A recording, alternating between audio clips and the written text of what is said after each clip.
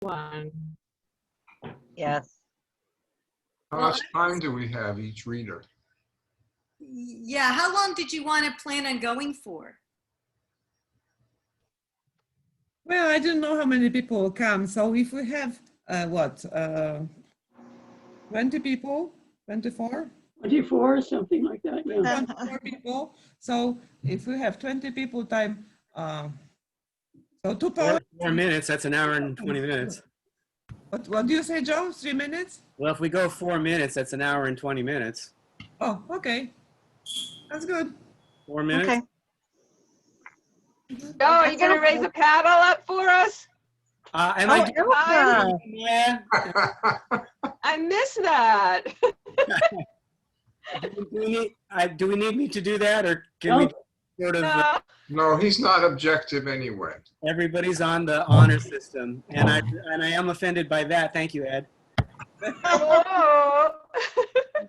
Judith is here. Very good. Okay. So I think we have lots of people. We start and so.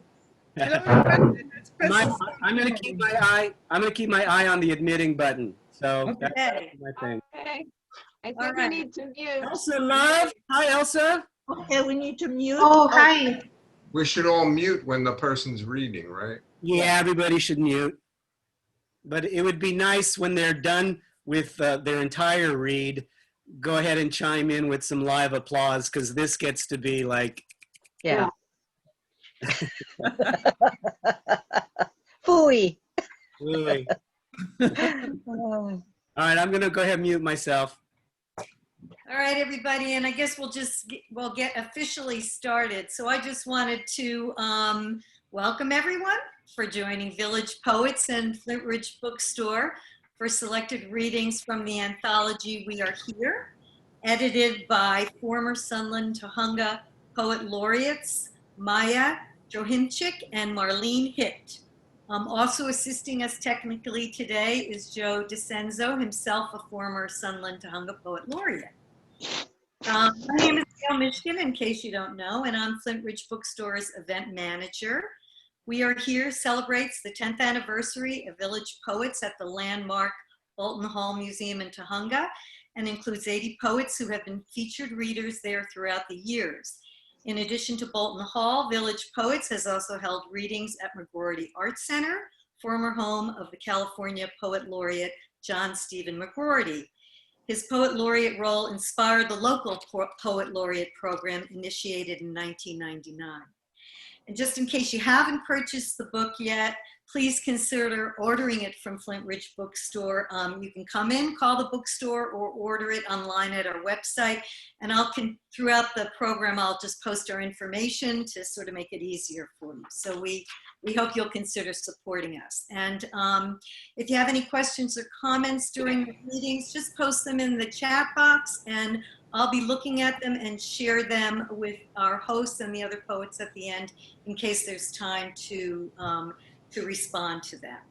And although I know everybody knows everybody here, I did want to formally introduce the editors of the book. So Maya Johimchik is a Polish-American poet, musician, music historian, photographer, and author of 6 books on music and 7 books of poetry. She is the founder of Moonrise Press and board secretary of the Polish-American Historical Association. She has published hundreds of poems and articles, has read papers at over 80 international conferences, and is a recipient of many honors and awards, including from the American Council of Learned Societies, the Polish Ministry of Culture, McGill University, and the University of Southern California. She has served as the acting president of the California State Poetry Society since February of 2019. Marlene Hitt has been a member of the Chupa Rosa Writers of Sunland Tujunga and the Foothills since its inception in 1985. She's written poetry, chapbooks, and the nonfiction book Sunland Tujunga From Village to City. She serves as director and docent at Bolton Hall Museum and has also been a writer for the Foothill Leader, Glendale Village newspaper. Her awards include the Woman of Achievement by the Business and Professional Women's Club. So I'm just going to hand this over to Maya now. Thank you, everybody.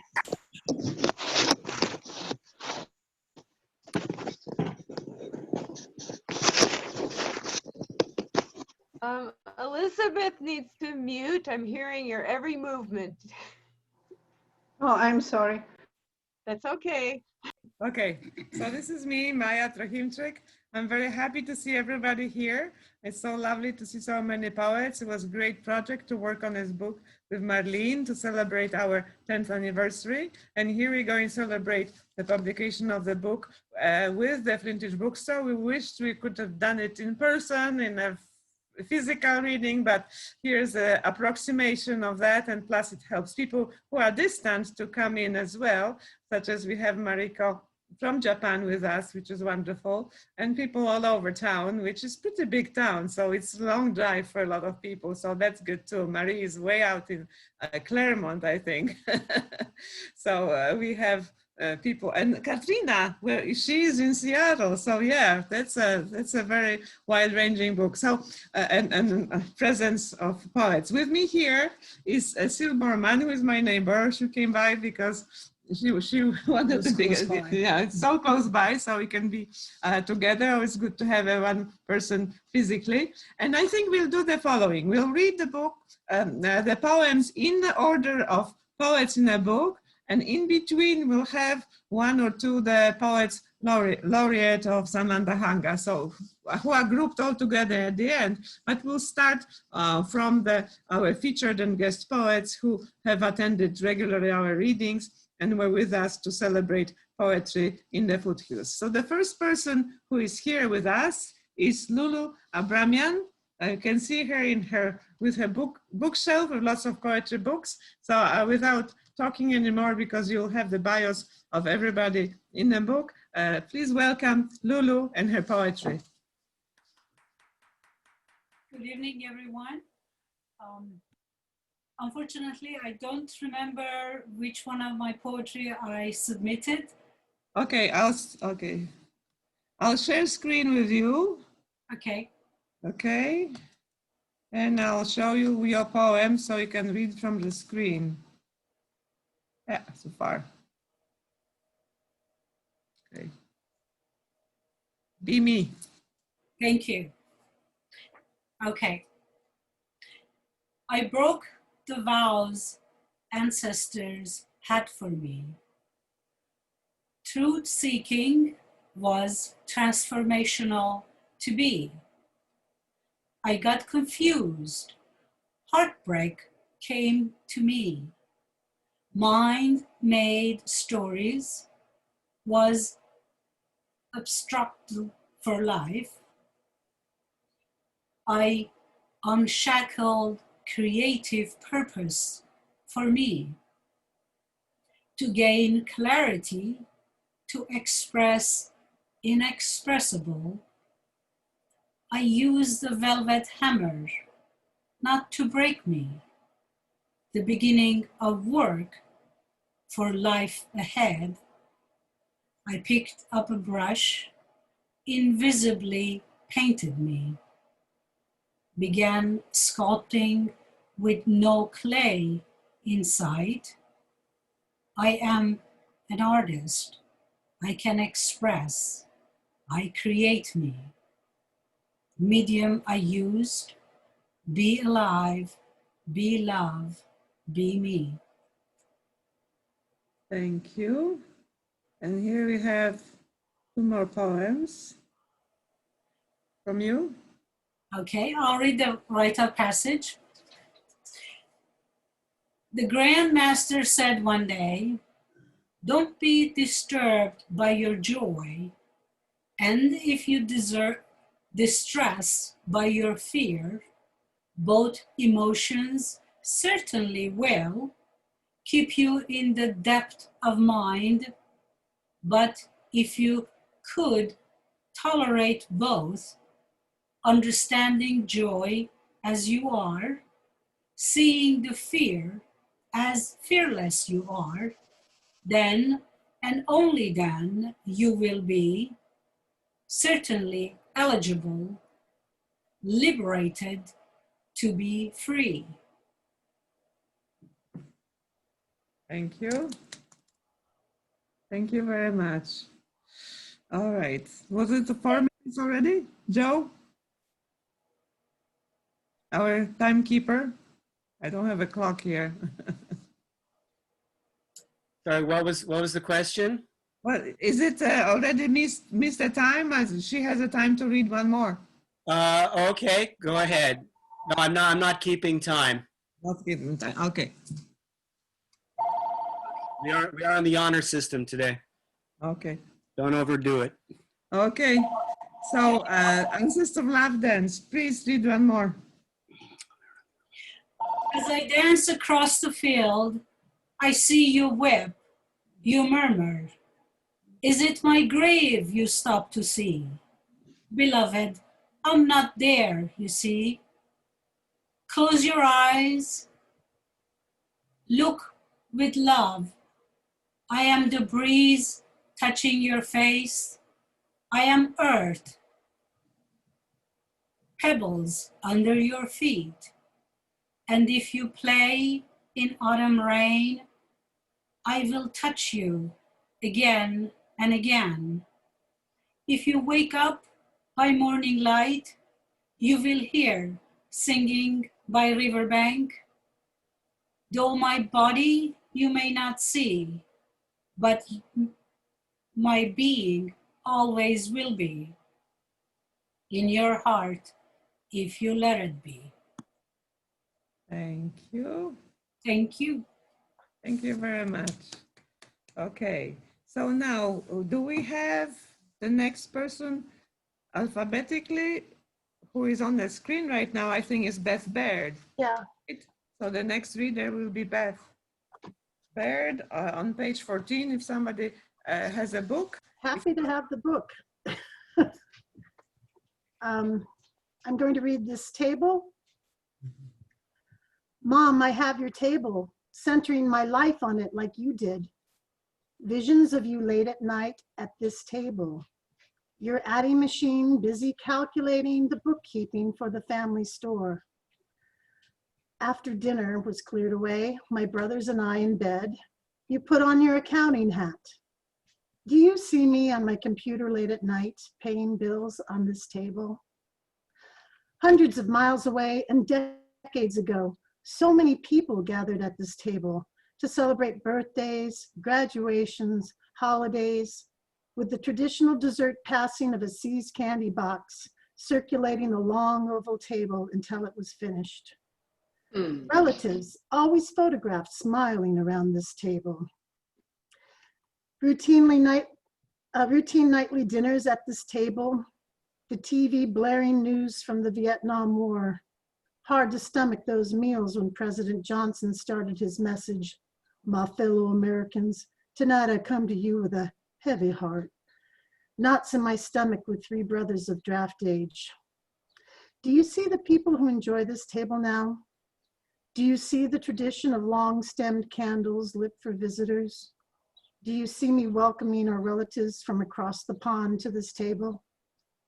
I hope so. I see you at this table. Thank you. Thank you very much. How about the second one? Okay. Go, go. Ode to a temporary relationship. 2 years ago we met, a relationship not meant to last. I grew to depend on you, constant companion, a font of knowledge, answering my every question. Good times spent together. You entertained me with music, videos, games. You documented my existence. We took photos capturing moments from our 753 days together. For this and more, I thank you. But now you lie in state. I felt your energy slipping away. You could not hold your charge any longer. So regretfully I go to ship away your remains. You left me no choice. I must replace you with another phone. Thank you. Okay. That was surprising. All right, very nice. So then Judy Barat, is Judy with us here? No. Okay, so our next poet is sitting right next to me. That's Sil Borman. Let me just move to stop sharing. Okay. All right. And here's Sil. And you're reading. Line from my book. Yeah, you can read yours from the book. There you go. I'm going to turn the screen. This one is called The Weekend. Telephone poles marching, tumbleweed rolling. I miss you so much, so very much. The radio keeps me company, the songs while the miles away. I realize you never think of me anymore, and it hurts because I still think of you. I pause at a crossroad to brush away a tear. I wish you were near, sitting right here, sharing the landscapes that we used to share. I remind myself again that you no longer care. Golden aspen beside a stream. I pause to take in the view and to dream. Ahead in the distance, the desert is aglow with the lights of the city that we used to know. I check in downtown and walk the blazing streets where we used to go. I miss you so. From my window, I view a neon cowboy waving at me. He reminds me of you. I decide to take in a show. I'll dine alone at a place where we used to go. I still miss you so. I watch the couples, and at first I feel jealousy. My eyes fill with tears because now I see I needed this weekend to revisit the past. So I dress for the road, I change my perfume. I'm on the move again and not a moment too soon. Headed back to the city, the future is clear. The journey to the past was bittersweet, a place where ghosts live and meet. Love never dies, it only changes. Thank you. This next one is called What is the Blues? What is the blues? How do you feel it? When do you know when you got the blues? Who is the blues man? How is he feeling? What makes him able to sing the blues?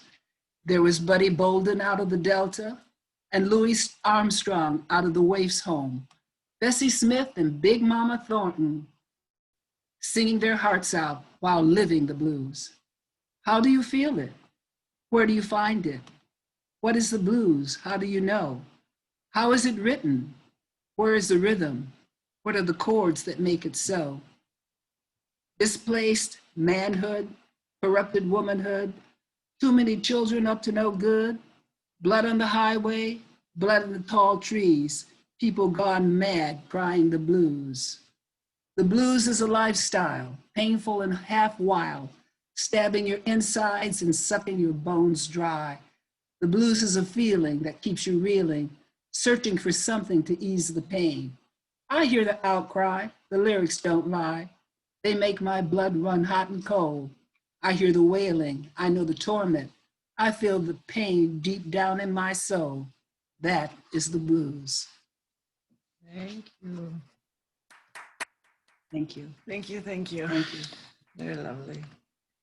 And so the next poet that I see on the screen, who is in the book, is Jackie Cho. And after Jackie, I'm not muted, I hope, I would like Marlene to read as our first poet laureate from San Lantahanga, because we, as I said, we'll intersperse our poet laureate group between others. So the first one will be Marlene after Jackie. So please welcome Jackie Cho with her poetry. All right. I'm going to read the first poem, Ode to Insomniacs. When you're up with the owls and moon people, I'm in a cozy slumber, deep in dreams. You can do so much, string together stars, enough to feed a whole village come morning. Your eyelids droop with weariness.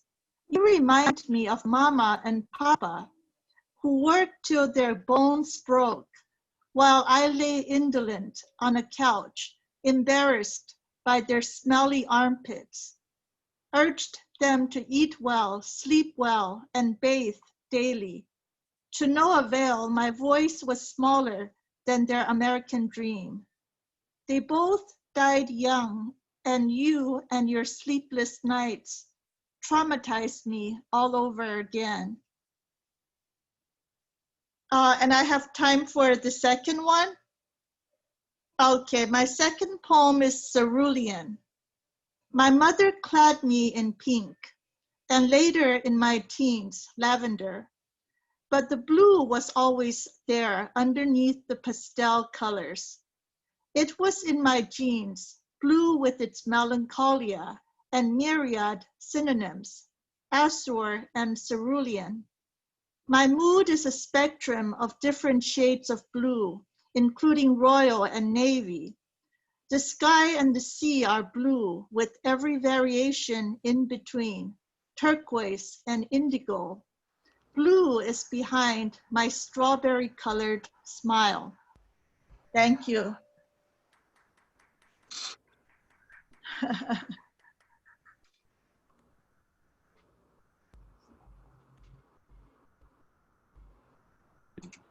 All right, here I am. Can you hear me? Can you hear me? Can you Yes. hear me? Oh, okay. Last time I We don't can hear think you, I we got- can't talk. Okay. The first poem that I'd like to read to you is called Ancestors. And it comes from Seamus Heaney's poem. Seamus Heaney was an Irish poet, winner of the Nobel Prize in Literature. And his poems, 1966 to 1987, are my favorite. And he says in one of his poems, every layer they strip seems camped on before. Ancestors, whether the leather bonnets found in salt, the fresh bones of ancestors beneath clean ice, meticulous stitches on the birch bark hat worn by a king, a rusted helmet, a linen blouse made of skin and fiber. It doesn't matter, the life is gone. A simple young woman, it is said, murdered for her transgressions, was exhumed and examined, lifted from a bog. Her body looked into by strangers, her story created by invaders, her humiliation revived. It is said another who was named Lucy once stumbled too close to night-crusted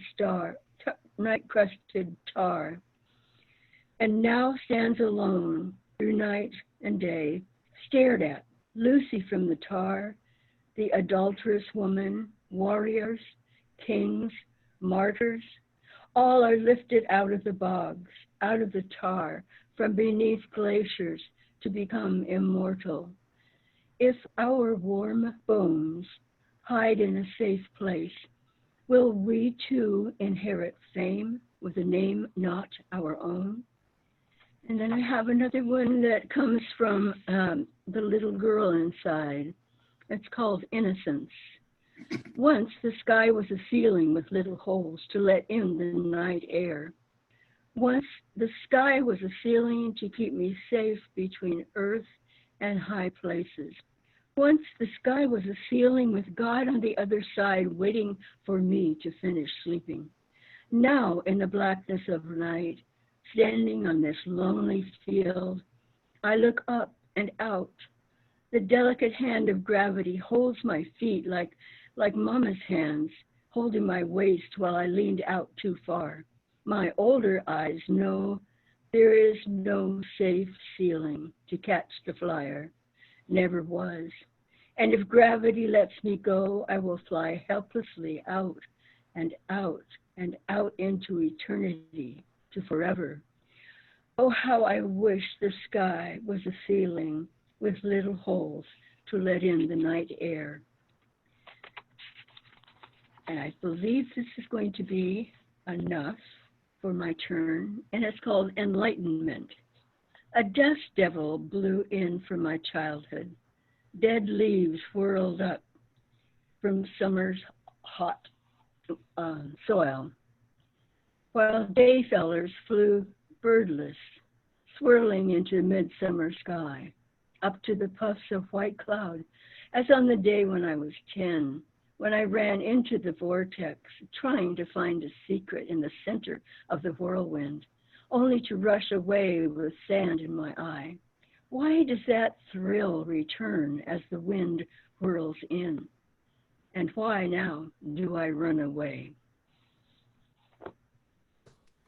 Thank you. Thank you very much. Wonderful. And now we return to our featured poets, to our regular attendees as well. And I think from the group that we have here, the next person to read will be Beverly Collins, because the other people are not present. So Beverly, it's your turn. Hello. Hi, guys. Hi. See all of you. I'm gonna do my first one. I'm gonna do both of them, but first one I'm gonna share with you is called Some Bridges.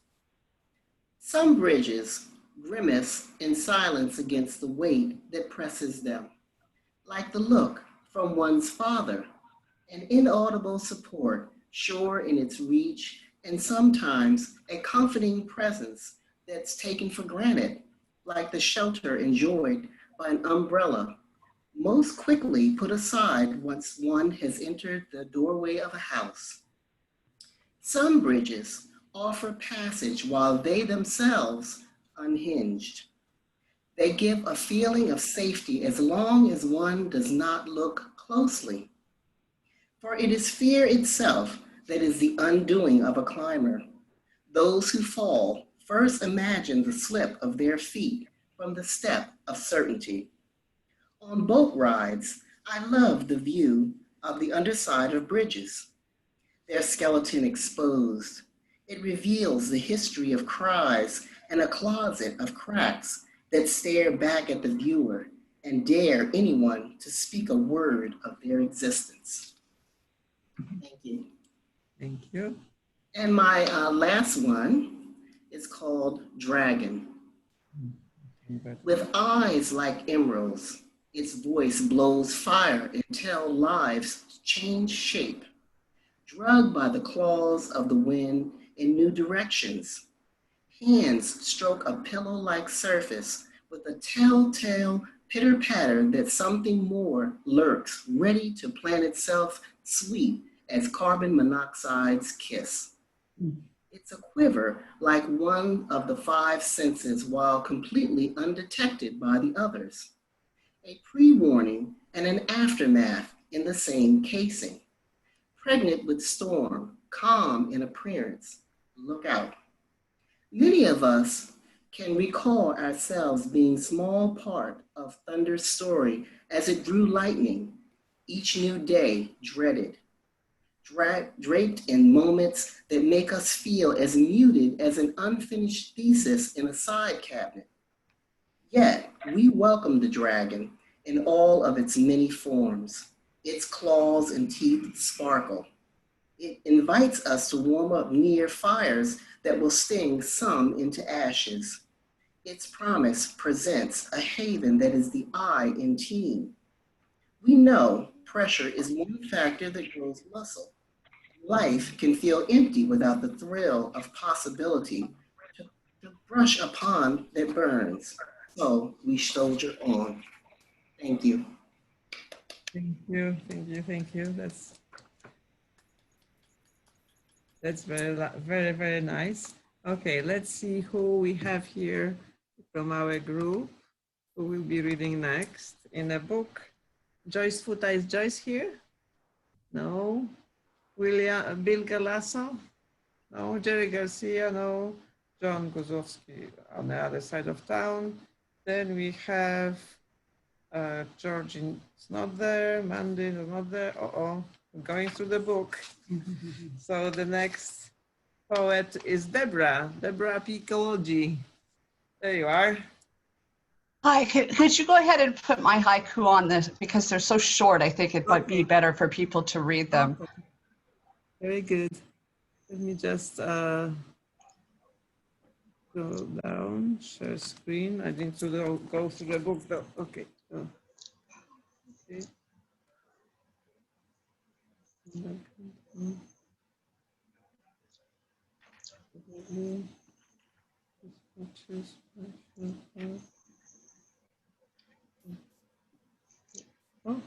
here.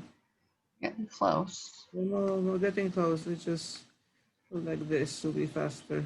Hit. Not.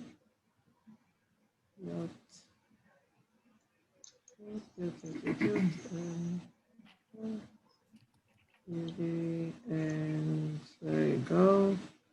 One more, I think. Oh, there he is. Okay. There you go. Okay. Oh, you're muted, Debbie. Okay. I don't know how I got myself muted. Sorry about that. I'm so happy to be here with you today. White marble. I am small at the feet of Lincoln. Floating purple. My daydreams follow the water hyacinth. Highway of sleeping towns, the Milky Way. Settling the estate, empty gum wrappers in her purse. The scarf she never finished, brown pine needles. Morning tide pools. A hermit crab tries on the bottle cap.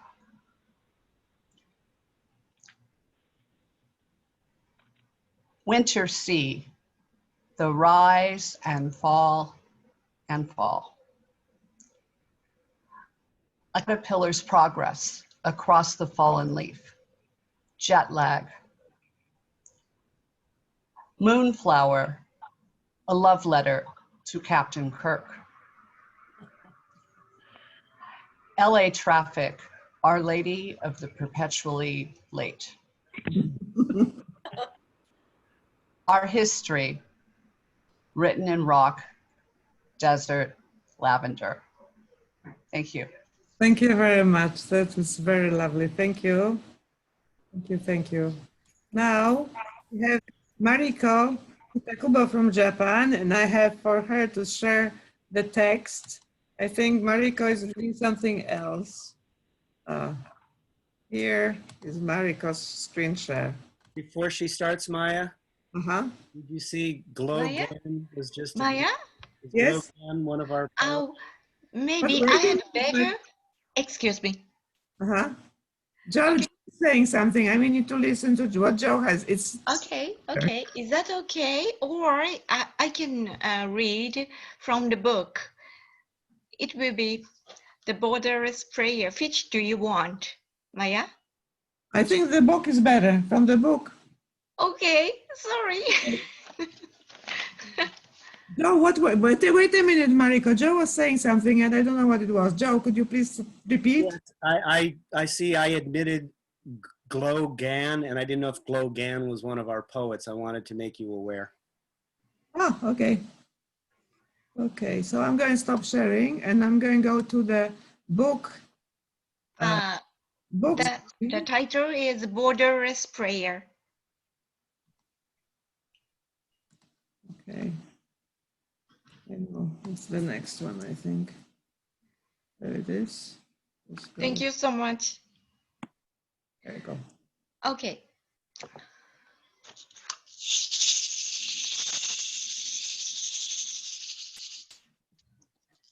Rhythm of dripping water. Midnight.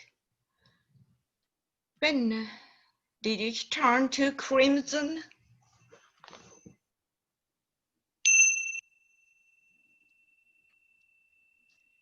Overseas events are cancelled, but our hope won't die young.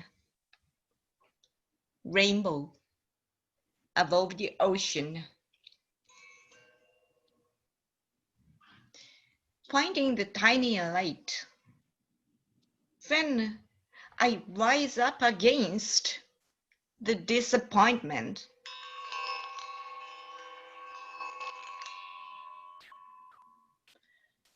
Let's not search for someone to blame. We were born to help each other.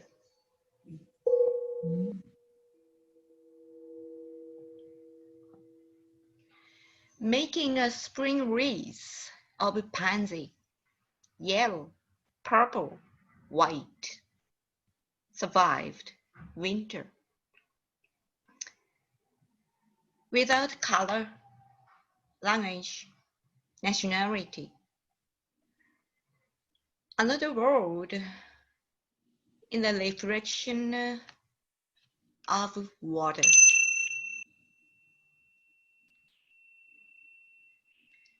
Go back to God's territory. Like when we were born to see honesty. Before our endless sleep, we can spread our wings again. Tears are meaningless. Use the time for pure, borderless prayer. Thank you very much. All right. Thank you very much. That was lovely. Thank you. Thank you. And it's a beautiful poem in my book. The next poet was Sherman and also John, Steven, Eileen Lipkin, Rick, Radomir is not here, Suzanne. Then we have Mankarian, Shael, no. Then we have Gabriel Mayer, Naya, she's not here. Toti, I found you, you're in a book, and you're here. So that's really awesome. So let's hear from Toti, and after Toti, we will have another of the village poets, which is Katrina Canyon. So after Toti will be Katrina. Unmute. Yeah, I have a mute. You can hear me, yes? Yes. Yeah, so the first one is called Of the Palm. And actually the title comes in. Of the palm I admire the naivety, how she stands among fellow trees, sporting nothing but a scanty cluster of leaves in guise of a canopy, as if going to a Victorian ball in flapper attire, also wearing, of course, a feathered hat. Of the palm, I admire the frail nakedness, delicately osé, like a dancer's shaved leg sheathed by nylon hoses. If she dares, intruding the arboreal crowd without blinking, while so shamefully alien, uncaring of uniforms, she reveals among sister specimens exceptional skills of discipline, how they march in orderly rows, tracing parallels with their trunks, fastening earth and sky with thin stitches, how concertedly at the first poof of wind they tickle the horizon, as if playing a keyboard with soft, even touch, whole steps, half steps, hand in hand, up and down the scale, facilement. And my second one is albino. On her birthday, she dons a platinum wig. For how long has she wished to relinquish her colors? Wear her hidden paleness, revealing not illness or fading, but a secret self, private yet statuesque in its smallness, smooth like granite, lips sealed or whispering, only speaking in tongues. And that's gonna be all for me. Thank you very much. It was lovely. And now we welcome our second poet laureate, Samantha, Katrina Canyon, moved away a long time, moved to various places since you lived with us, and we're running a wonderful poetry reading, also the Eccentric Moon. This was my first exposure to poetry here. I came to these readings in the library. I really liked them. And I said, there's something to this poetry business. So here we are. And on Katrina, Thursday night readings called Canyon Poets on Zoom. So you may want to tune into those. It's really nice. All right, Katrina, it's your turn. Thank you. And I will put a link to the Zoom poets, the Canyon Poets, later in the reading. Feet. I cleaned my daughter's feet. I swept the warm cloth along her soft earth-toned skin. She grinned and said, "Mom, that feels heavenly." Yes, I remember lying on the bed like a doll filled with sand, too fatigued to move. I played hard that day, slightly waking to feel the warm cloth on my feet, mother washing the day's dirt away, and yes, that felt heavenly. My friends told me their mothers would say we should always take care to wear clean underwear in case we came upon disaster. Clean feet are most important, my mother said. She explained that a woman's feet told the story of her life, that on her soles you could see the roads she traveled. She would say, you can measure her resilience in a woman's ankles. I was told that if I were to get into an accident dressed like a bum and the doctor saw that I had clean feet, they would take good care of me. I know that may sound silly to you, she'd say. She explained they would know I tried my best to take care of myself and that my dress was more a matter of circumstance than of desire. When I was too tired for an evening bath, she washed my feet. When I was sick in bed, she washed my feet. When we were homeless, she washed my feet. When she felt there was nothing else to do, she washed my feet. And yes, it felt heavenly. I tried out for the high school track team. I went in for a physical. The doctor examined my feet and said, "Nice feet," and approved me as healthy. He never asked if I had on clean underwear. I wondered how many kids would miss out on running track because their feet weren't as clean as mine. And I thought she was being silly. She was right.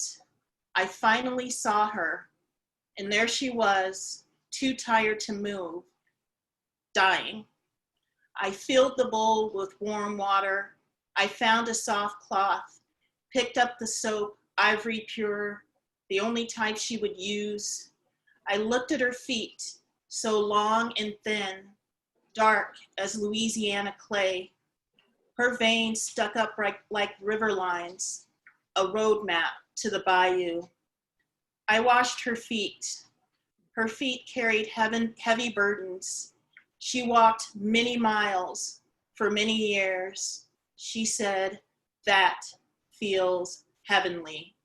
I replied, "Yes, I remember." Now I'll read this short one. This one was nominated for a Pushcart Prize. It's called "The Color of Their Skin is What Defines Most People So Barren. But you and I are completely exquisite," you said, "as most do when minds combine. When you and I first met, no, nix that. It was later, in the woods, and you took me to see the crisp snow in the Cuyamaca Mountains when the first flake kissed my lips. That's when I first saw color." Thank you.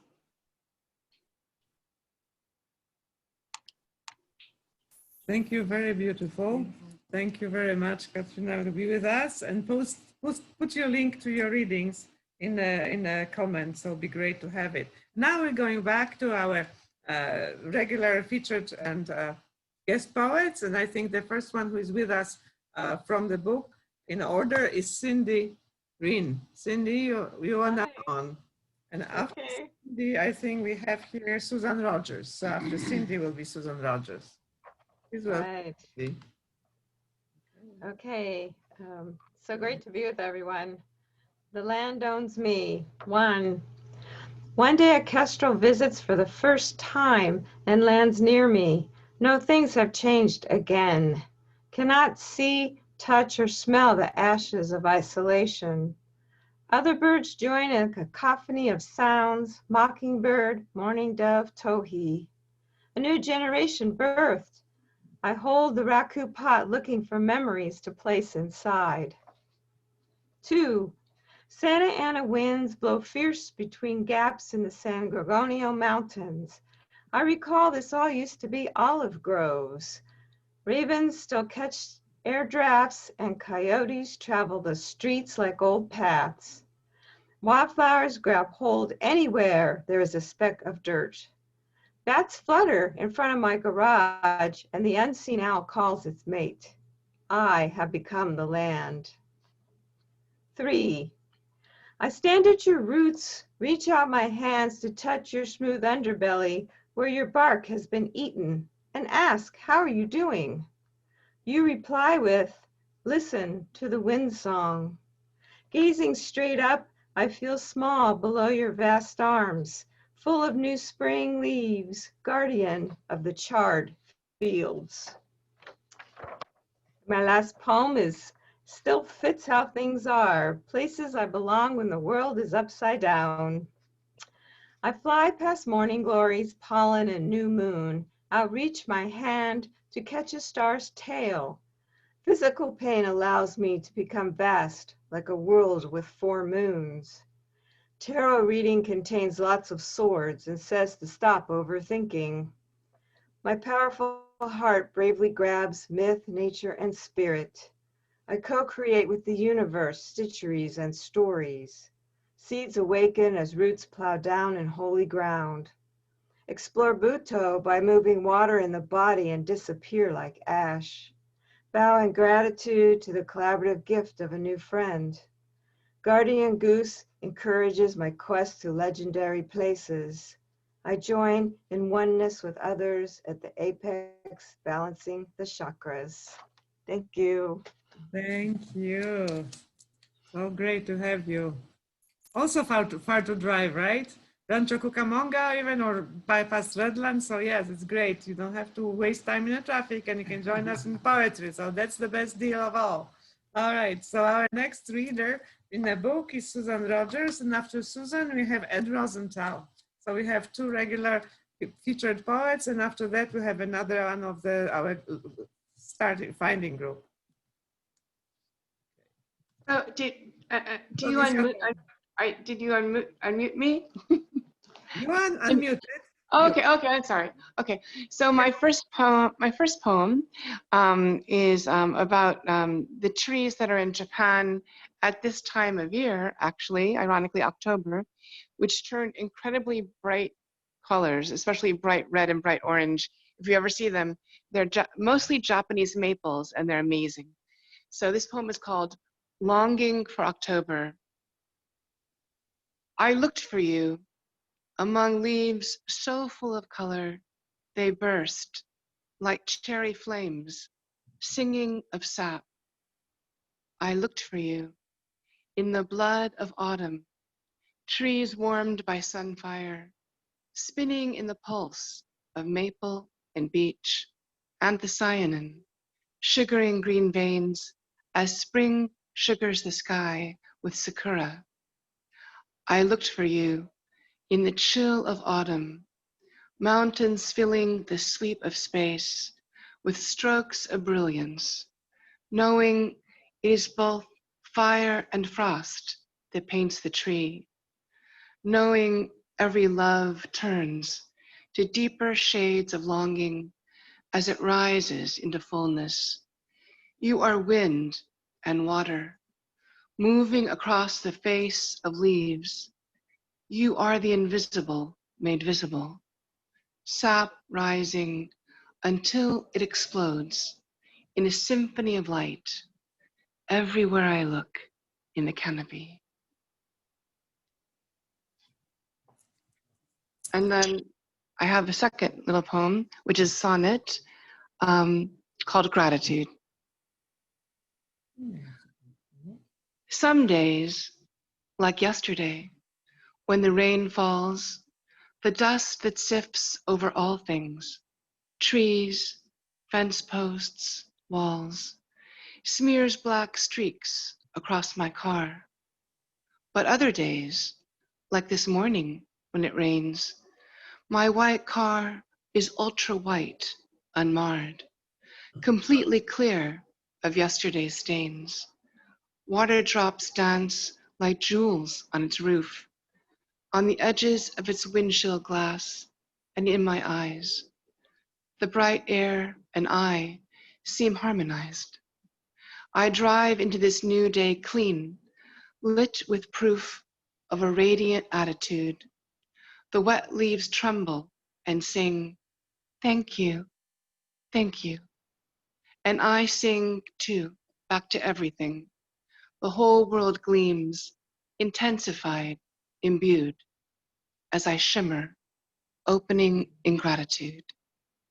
Thank you. Thank you. I think we need Susan Rogers to find gratitude in the car as opposed to road rage. In my Prius, gratitude in my Prius. Gratitude in your Prius. All right. Ed Rosenthal, you're on now. Ed Rosenthal. You have to unmute yourself. You're muted. Look at the screen. Oh, now it's good.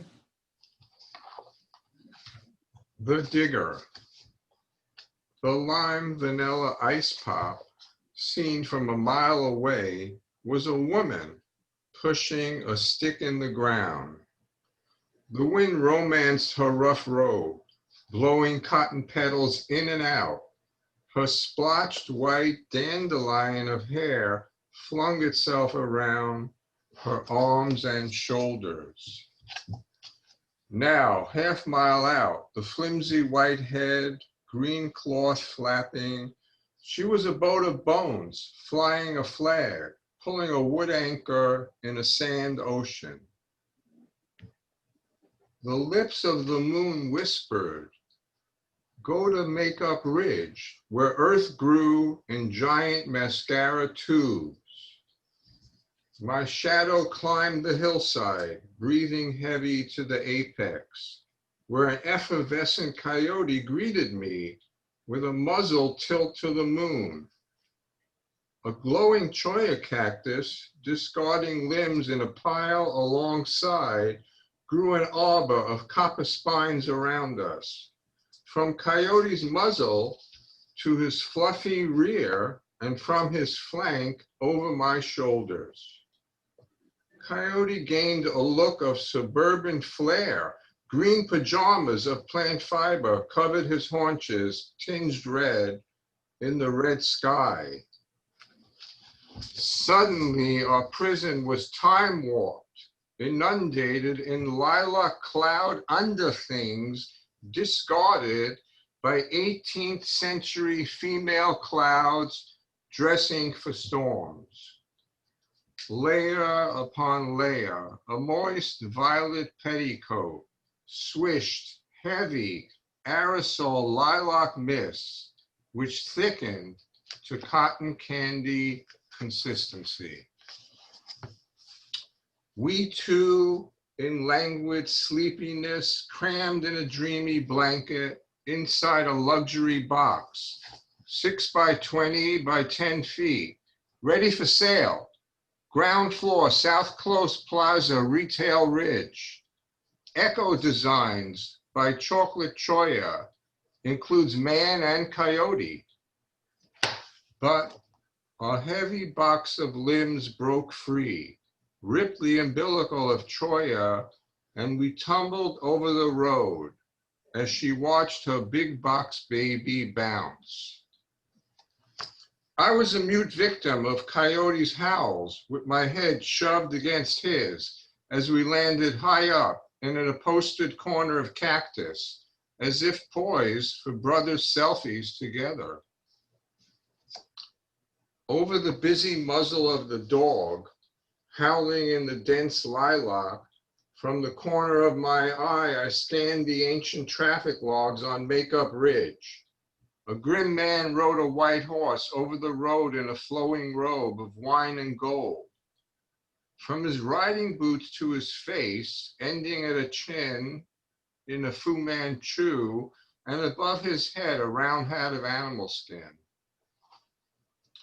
Coyote woke me again when the remote road glowed in another day's light, and a black horse galloped by from the other side, a doppelganger in the wind.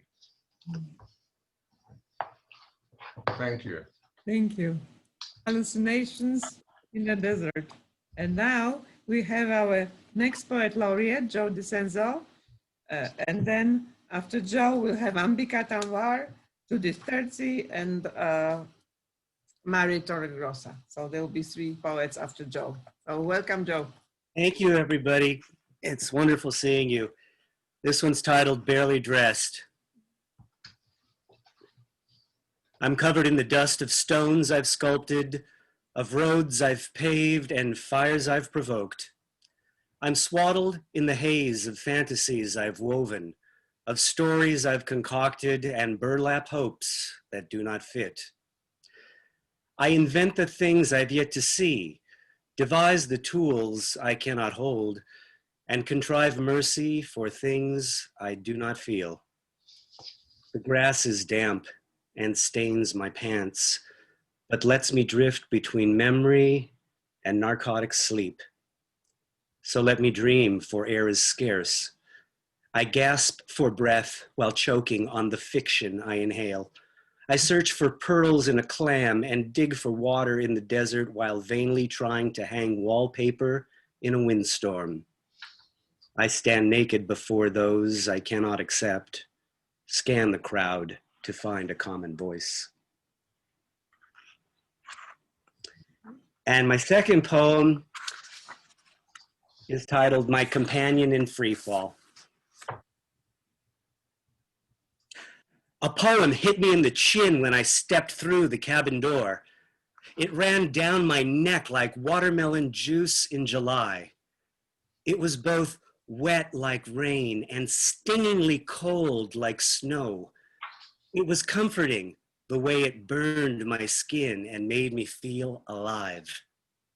It was uninvited, yet welcome to light on my face, like a bee trying to pollinate a flower. Surprising was its visit in that it wasn't the first day of spring or the last day of summer or any one of a number of holidays that might herald its arrival. It wasn't my anniversary nor the birth of my child. No kings were holding court. There were no victories to proclaim. There were no blooming meadows, no social issues to redress. God was not unkind, nor had my favorite singer died. Still, it stuck to me, this poem of mine, in the place where saliva collects when I am ravenous, in the place where words fall when they are intensely chewed. I let loose the cabin door and began my descent. The speed increased 32 feet per second squared until I was going so fast I felt weightless, unaware of the clothes on my body or even the blood in my veins. In a minute's time, the ground began to quickly surge. Impact with the earth was certain. I pulled the poem from my chin and screamed it toward the sky. It unfolded in a cascade of silk and nylon, gathering all the air around, suspending me on a beam of light until I wafted gently down. How fortunate was its arrival on that uneventful day. Thank you. Very lovely. So now we have Ambika is on mute. She is the next person to read for us. There you are. Am I? Yes. There you are. 2 poems from Ambika. From the book? From the book. So let me open my document. Okay. Unless you have it. I have it, but I have to scroll down. Let me just scroll. 138, I think. 37 and 137 and 38, or 138 and 139. Where is it? Wait. Oh, I can just go back to them. Okay, where is, oh, here, I think. Village Poet Anthology, scroll down. Life is Zoom. Oh, there it is. I'm almost there. I'm going to share the screen now. Thank you. Okay, just a minute. And I want to buy 2 copies from you too, so. Full screen, and it goes to share screen. There's a Village Poet Anthology text. Okay, I think this is it. Yeah. There you are. So first, thank you so much for including me. I'm grateful. It's fun. And so this is an excerpt from my book, My Grease, Mirrors and Metamorphoses, Quantum of Your Gaze. How many layers of stories must be peeled away before we can find truth? And when we have found this truth, how do we know it for having lived with illusions for millennia? How then will we recognize truth of peace and of love that we seek? Will we know it when we come face to face with it? Is it the mirror into which I look daily? Who are you? Stone, flower, petal, tender satin of desire, a mango, a fig, a date, a pomegranate, a molecule of light, sunrise, quantum of your gaze, breeze that makes music. Who are you? I am strings of cosmos, song of the underbelly, avatar, womb of cosmos, the great mother goddess. Om Bhur Bhuva Svaha Tat Savitur Varenyam Bhargo Devasya Dhimahi Dhyo Yo Na Prachodayat. And this is a mantra we grew up with, propitiating the light of the sun to keep us illumined. And if you don't have a book, it is on Amazon. It is, what is that, Maya? Thank you very much. So My Grease is the book that this fragment was coming from, right? Yeah. So I have a second poem of yours here. Love the Rain. Yeah, Love the Rain. Pouring on our shoulders, rain washes away land, oceans, desires. Love the rain, you command in a note on a burnt autumn morning. What have you to wash away? What do I? I love drenching my desires in silver rush, remembering days when we ran freely on edge, soaked toes squishing in naked puddles. Laughing, we parted clouds to see the gods peering. Somewhere else, floods push through doors.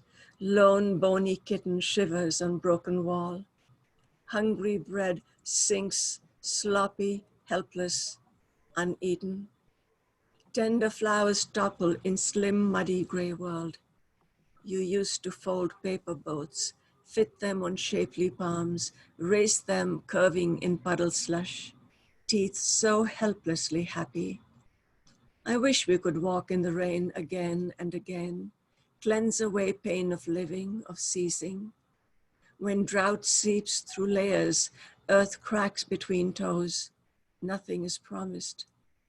Pads of feet harden to crack as found leather. Show me rainbows arcing over our childhood boats, over your blinding eyes. Message flutters on soil-fragrant windowsill. Silver rush blurs the ink.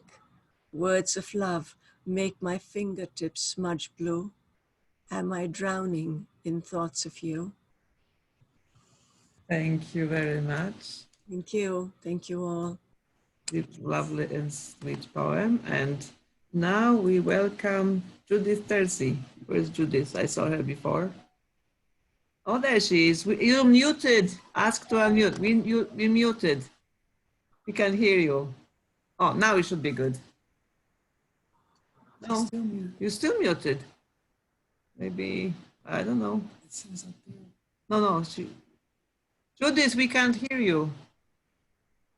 I don't know what's going on. You don't have an icon showing that you muted, but then you can hear your voice at all. No. No. Is her microphone volume up? Maybe the computer is something wrong. So we'll wait for Judith to figure out what's happening. Oh, she dropped out. Yeah. And then we'll go. Judy needs to reboot her computer. Yeah. So we'll go to Mary, Mary Torregosa. And after Mary, we'll go back. Oh, Suzanne Loomis is with us. Hello, Suzanne. Nice to see you. Very nice. Very good. So I'll put you after Mary, okay? So read your poems after Mary. Oh no, I'll put it on the screen. Which one you want? Oh, Judith is back. I am not Oh, she's back. Okay. gallery view. Oh. I'm not able to mute myself. Something is off on Zoom right now. I can't hear you. She's Oh, Judith, we can't hear you. No. no. Okay, my exit full screen for a moment and then get back because it's stopping a lot of features right now. Okay. I can't hear you either. Yeah. How about now?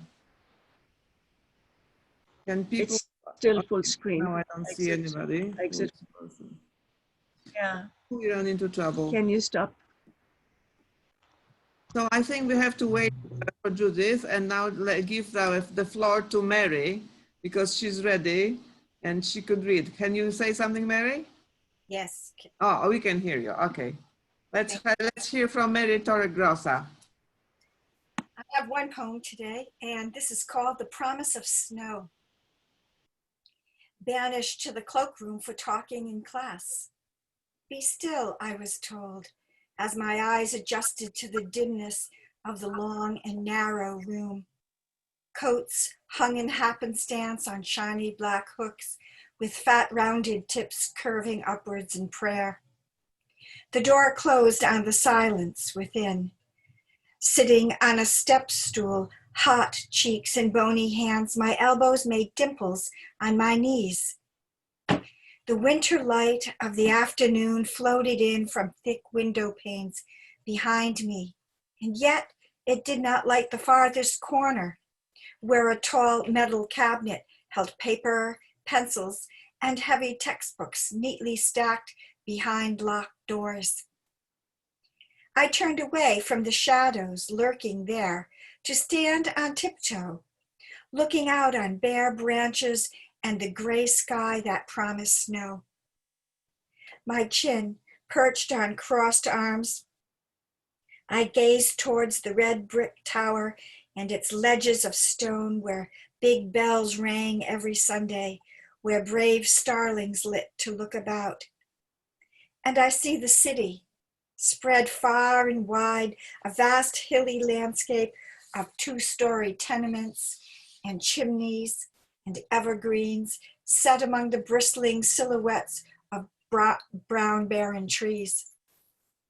My talons scratch the granite ledge. My body drifts through the sky, the sound of wings pumping, rushing towards the cold horizon and the rocky shore of silver green waters below. Thank you. Thank you very much. That was very nice. And Suzanne, I could put your poems on the screen. That's Answer Like a House Burning. Let me just put it on the screen and full screen share. Share screen, Village Poets, share. So Suzanne Loomis. Okay, what's going on?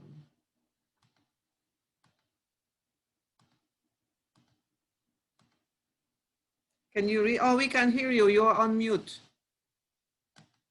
You need to unmute her. I asked her to, oh, there you are. Okay, now Now let's you see if can I write. can click on this. I'll just read this one. I actually didn't come here to read, just to listen, but now I can't, I'm trying to enlarge. See, right now I can't, there it is. Okay, I wasn't going to read, but I'll read this one, okay? Since you're putting it in front of me. All right. Answer like a house burning down. How does a thin furred doe fox, how does the cougar run in the night chill, sting in the air, cold banking in from the east wind, massive female moon.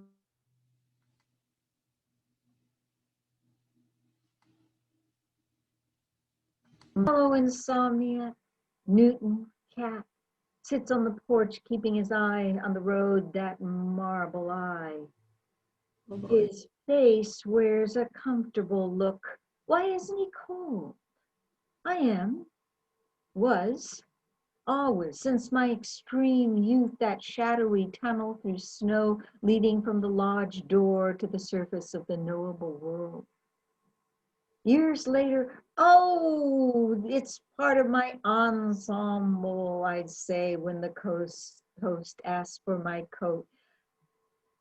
I have not changed, but now the change has come on me. Tropical blood storm, furred heat on the skin. So this late 60 degrees and falling, I rise from the kitchen table, throw open the door and leave you, not forever.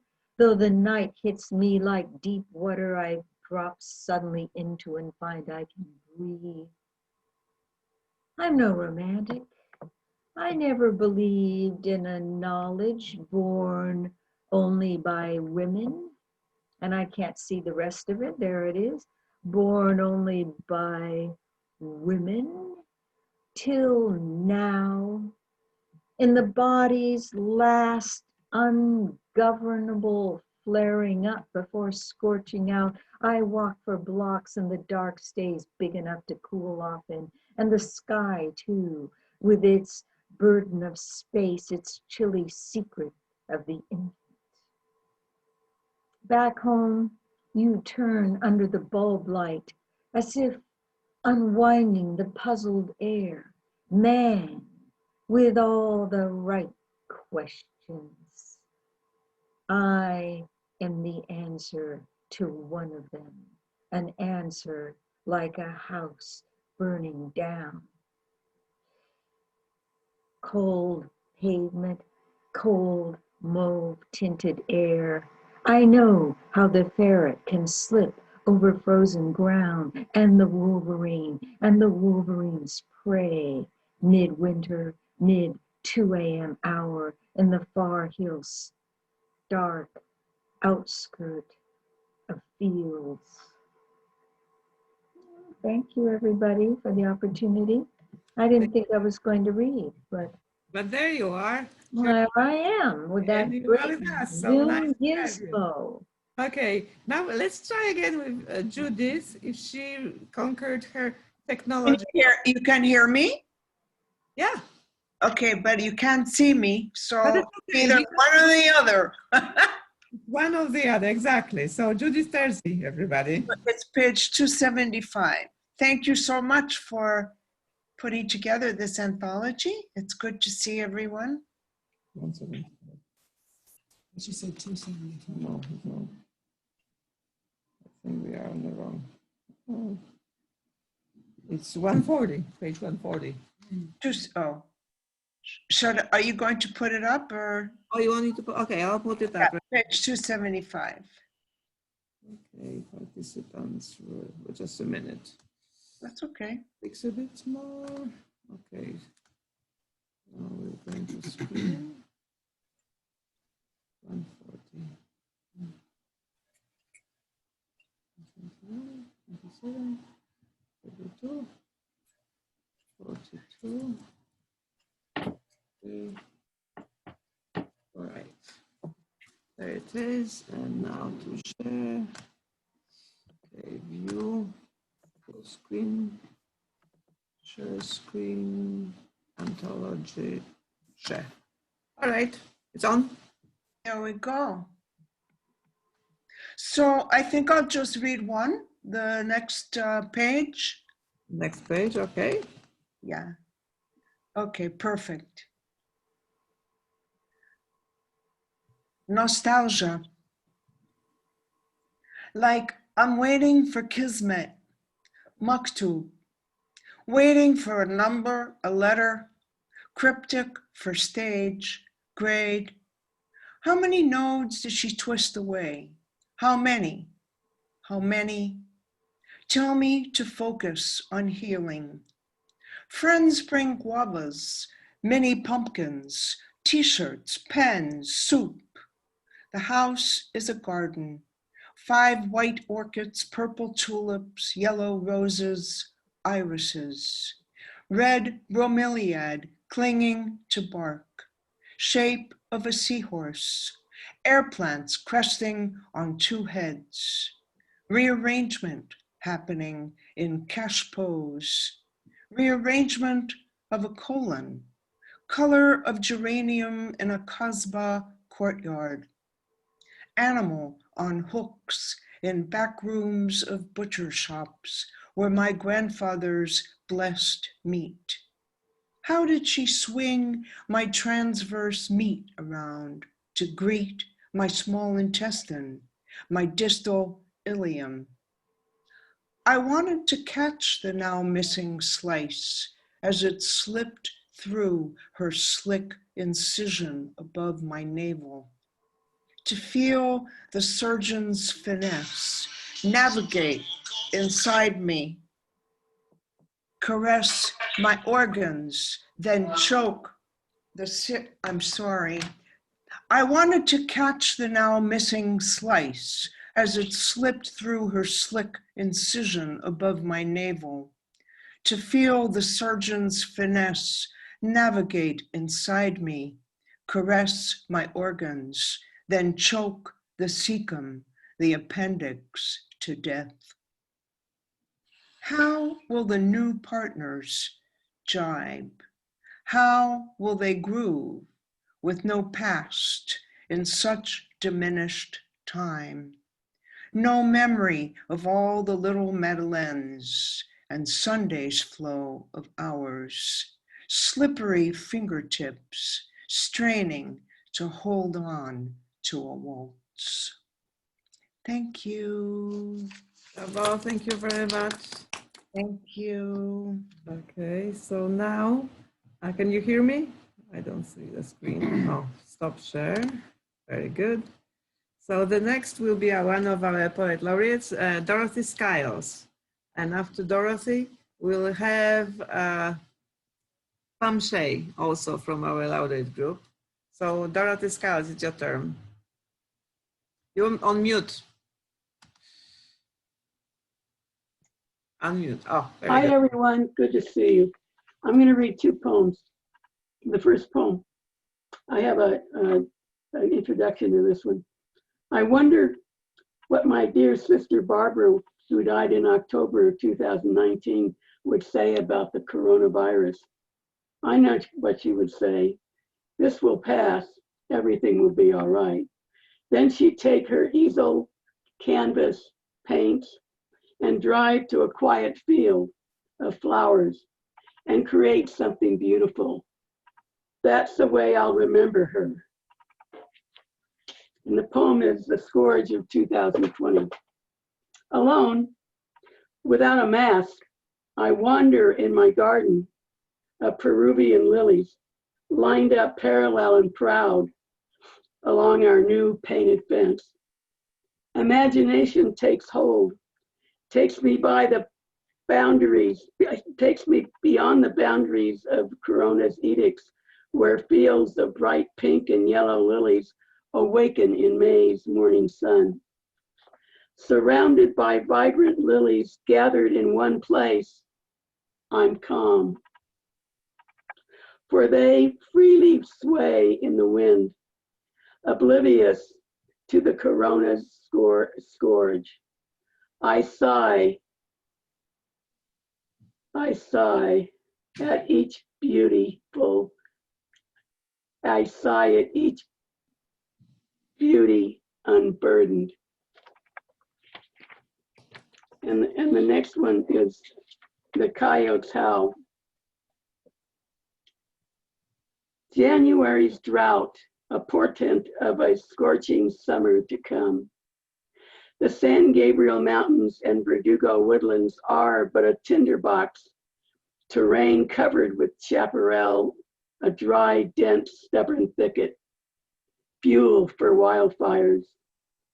On summer nights beneath the full moon's light, coyotes coat the color of nickel, her features gaunt, her gait less confident, yet her sense of smell remains keen.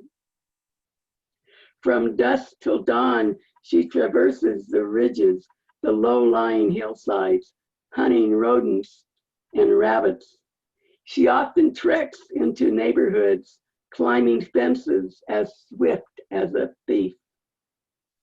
The coyote is not too proud to forage for plums, berries, and pears. This fall, as the Santa Ana winds rage, I'll listen for the coyote's howl, wondering if she'll make it through the threat of famine, the peril of wildfires sure to come. Thank you. I'd like to have another of our poet laureates, Elsa Frausto, to be next. And then we have Mariano, before Mariano is Marie Werner. And I think that will be the two, and then the last two of the poets from our group. So right now, Elsa, after that, Marie, after Marie, Mariano, and then Pamshe and me. All right, Elsa, it's your turn. Hi, everybody. So nice to see you and hear you. Can I read? I don't have the ones from the book. Oh. Can I read? Can I read a couple from not from the book? I guess you can. It's so hard to Okay, and then in sharing. okay. Okay. Migrations. Their eyes see beyond, blinded by the glare of the sun on whitewashed walls, when the red toenails of the girls were curtains on the stage. They made it here, passed the test of pyramids, barriers, ice ages, and found a sign that read, "Nothing has changed. This is the world. Welcome." Okay. And this is no title. It's about when we laid my dad to rest on his piece of land in Oregon. We laid him to rest on the northeastern corner of his land in May, when rain kept the soil wet and the sun could surprise at any moment. It did that day. We laid you to rest, but I haven't. You meander my geography like the name we share, appear in my dreams as my mother and grandmother, sometimes as a house made up of many houses with unexpected doors. This 13th day of January, I ask to never have closure. Don't rest from me. Visit me whenever you wish. Let me ask if you want to drink mate at 4 in the afternoon until the resurrection and the life. And I can read one. Do you have the book there, or do you have the book on hand, or I can read another one that's not in the book? I have a book. Okay, let me just go to out of this view, go down to one from the book.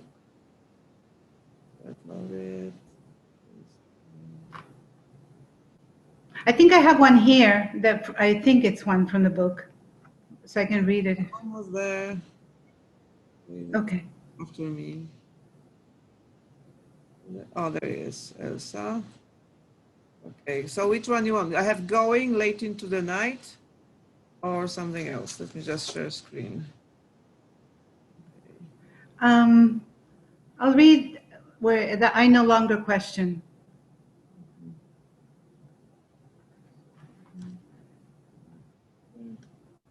Okay, and let me just scroll down.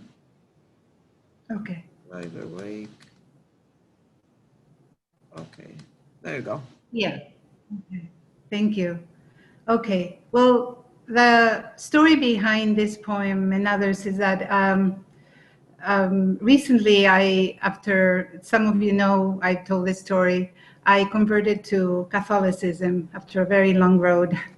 And anyway, this is poems that I have started to write, and this one is in the book.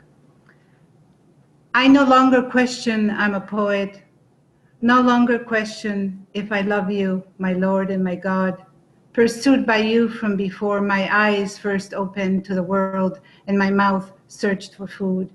In my wondering, I gave you a name made of loose syllables like shiny pebbles, not your name, just one in my own likeness. You, my creator, who spelled me in your likeness, in the sea of years, here I am in your presence. Thank you. Thank you very much. Thank you. Nice. And now we'll go to Marie. Marie, would you like to have a book on the screen, or do you want, I can have it because I'm on. Either, I have it on paper here, but you can put it on the screen if people want to So then follow. we'll look at you instead of looking at the paper. So let's look at you reading. Marie, where? Okay. I'll just read one. This is from the third planet orbiting the yellow dwarf star, 27,000 light years from the center of the 97 billionth galaxy. Do you feel emotions the way we feel them? Do you consider your planet beautiful? Do you have children and love them? Do you fight wars and kill each other? No. No, you couldn't do that, could you? War? That would make you as crazy as we are. Are you? Does life on your planet depend on death like it does on ours? Are some of you loving and some of you hateful and most of you a confounding combination? Do you sit if you have bodies that are structured for sitting and put words together in whatever it is you use for language, if you have language, and form communications that question your own identity? Do you ponder the nature of the universe? Any conclusions? Thank you. Thank you. That's a good question. Very good question. So the last poet from the featured poet group is Mariano Zaro. So Mariano, you are up now. And would you like, oh, we can hear you. I have the, yeah, I have my... I'd rather look at you than the screen. It's great to be here. It's great to see everybody. Thank you very much for your invitation to be part of this anthology. I'm going to read the poem that is in the book. The title is Synapse, and it has a little bit epigraph. Santiago Ramón y Cajal proposed that neurons are not continuous throughout the body. The word synapse was introduced in 1897 by Charles Sherrington. Synapse. Soon, my father says, you will put 2 silver coins over my eyes. You are going to be out of the hospital in a couple of days. I lie. Neurons are not all directly joined in a reticulum. The nurse just left. The oxygen saturation is low, she told me. My father plays with the bed sheets as if knitting the fabric, making a nest. Why is the ceiling so far away? My father asks. Information from other cells enters neurons throughout dendritic tentacles and exits via a gap at the end of long axons. He lifts his right arm, the one not attached to the IV, and picks up imaginary fruits. Perhaps they are delicate eggs, partridge or quail. He places them on his chest.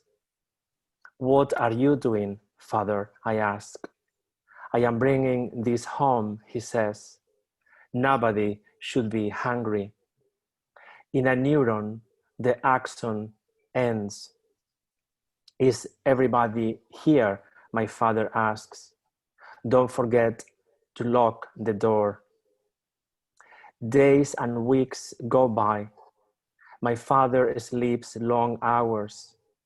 Fewer neurons willing to reach across the synapse void.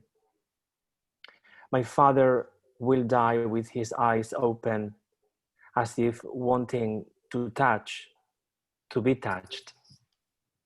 Thank you. Oh, turn the light. All right. So that was, yeah, it's a beautiful poem of end of life and tribute to the dying parent. We had a beautiful poem like that from Katrina Canyon, also with her feet. So we have some shared experiences in this book. Now I would like to present our former poet laureate who just had three years term, Pam Shea. Where's Pam? So Can you hear me? Oh yeah, and Pam will read, and after Pam, I'll read just a couple of poems and we'll finish our reading. So, Okay. Shay, former All poet, right. Samantha Thank you. The first one I'm going to read is called Garden Visit, and it kind of dovetails on what was just read about Father.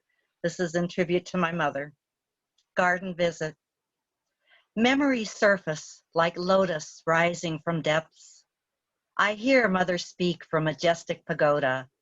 Her great-grandson hears. Teardrops kiss koi in pond.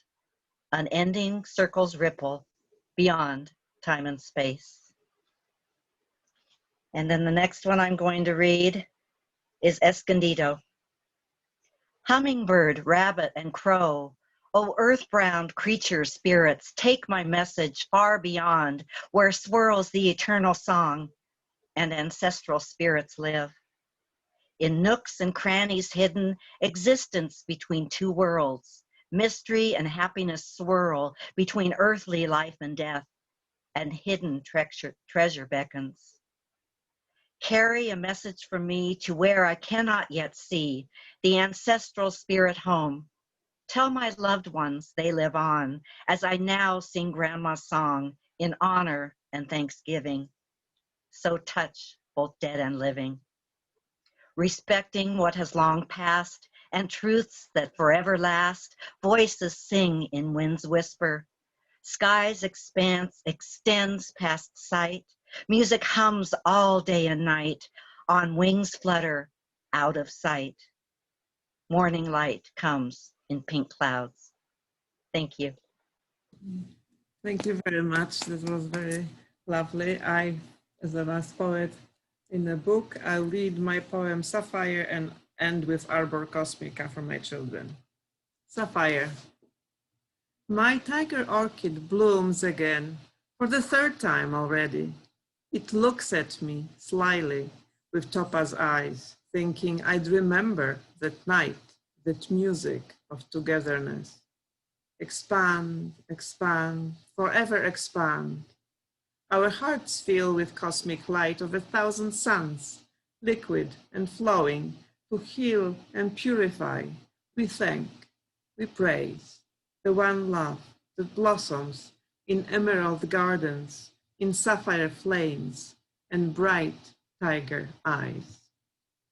And the last poem I'm gonna read, and it's going to be the last poem of this afternoon. It's called Arbor Cosmica, the cosmic tree, for my children. No fear, no hate, not even a mild dislike. We leave our heavy burdens, shards of memories, broken, all too broken, at the bottom of crystal stairs, beneath clouds of white camellias, petals swirling through the air like the snow of forgetfulness. Perfect symmetry of blossoms points the way. Up, up, always up. Rainbow crystal stairs revealed one by one as we ascend, inwards, outwards, dancing spirals of our DNA. We get to know this place, these depths, these heights, for once, for all lifetimes. With each step, pure notes resonate and expand into clear, spacious chords. The music of the spheres rings out, wave by wave, expanding from our open hearts, each chord harmonious, different. Each melody in this vast symphony sweetly twines around another and another, until all are one song, one wisdom of stem and flower, of leaf and root, in this cosmic tree of humanity. Arbor Cosmica. We have been here all along without knowing.